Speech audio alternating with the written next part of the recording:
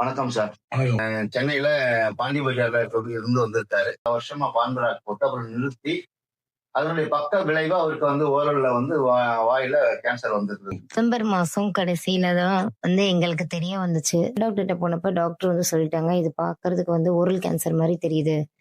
இப்போ ஒரே ஒரு விஷயம் மட்டும் தீர்மானமா இருந்தோம். எதுவா இருந்தாலும் அலோபதியில போகக்கூடாது. We have to go for alternative medicine. இந்த கேன்சருக்குன்னு பார்க்க பர்டிகுலர் மெடிசன் யார் பார்க்குறான்னு இன்னும் இன்னும் நல்லா தேட ஆரம்பிச்சோம். தேடும் போது ஃபர்ஸ்ட் வீடியோ அம்மா தான் பார்த்துட்டு சொன்னாங்க.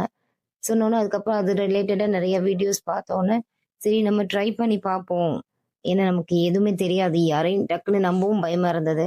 ட்ரை பண்ணி பார்ப்போன்ற ஒரு அச்சத்தோட தான் வந்தோம். அல்ஹம்துலில்லாஹ் கேன்சர்ல இருந்து கம்ப்ளீட்டா வெளியே வந்துட்டாங்க.